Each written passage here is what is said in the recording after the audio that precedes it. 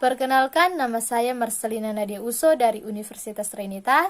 Saat ini saya akan menjelaskan definisi antibodi serta jenis-jenis antibodi. Antibodi adalah protein yang dapat ditemukan pada darah atau kelenjar tubuh lainnya dan digunakan oleh sistem kekebalan tubuh untuk mengidentifikasikan dan menetralisasikan benda asing seperti bakteri dan virus. Selanjutnya, jenis-jenis antibodi. Antibodi sendiri terdiri dari imunoglobin G, imunoglobin A, imunoglobin M, imunoglobin E, dan terakhir imunoglobin D.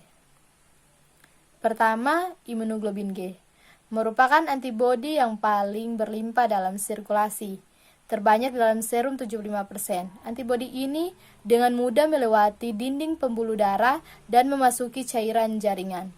Imunoglobin G juga menembus plasenta dan memberikan kekebalan pasif bagi ibu ke janin. Imunoglobin G melindungi tubuh dari bakteri, virus, toksin yang beredar dalam darah dan limfa dan memicu kerja sistem komplement. Yang kedua, imunoglobin A. Imunoglobin A dihasilkan paling banyak dalam bentuk 2 monomer G atau suatu dimer oleh sel-sel yang terdapat berlimpah pada membran mukosa.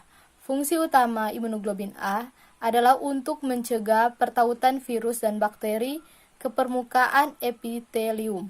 Fungsinya menetralkan toksin dan virus, mencegah kontak antara toksin atau virus dengan sel sasaran dan mengumpulkan atau mengganggu gerak kuman yang memudahkan fagositosis. Selanjutnya, ketiga, imunoglobin M. Imunoglobin M ialah antibodi yang disintesis pertama kali dalam stimulus antigen. Konsentrasinya dalam darah menurun secara cepat.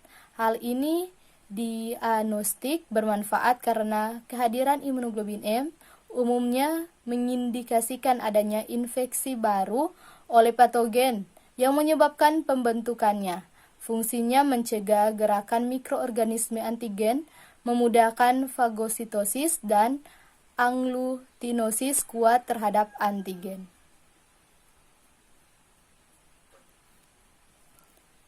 Yang keempat, imunoglobin E.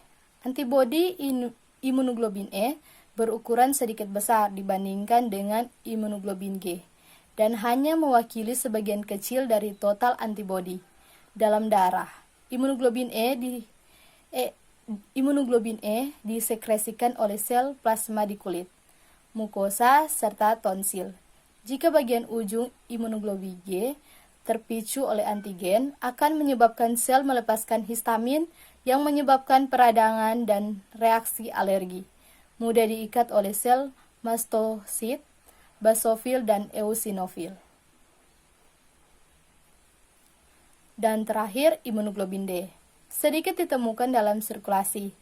Antibodi imunoglobin D tidak mengaktifkan sistem komplement dan tidak menembus plasenta. Imunoglobin D terutama ditemukan pada permukaan sel B yang memungkinkan berfungsi sebagai suatu reseptor antigen yang diperlukan untuk memulai diferensiasi sel-sel B menjadi sel plasma dan sel B memori. Tidak dapat mengikat komplement, mempunyai aktivitas antibodi terhadap makanan dan autoantigen. Sekian penjelasan tentang definisi antibodi dan jenis-jenis antibodi. Saya ucapkan terima kasih.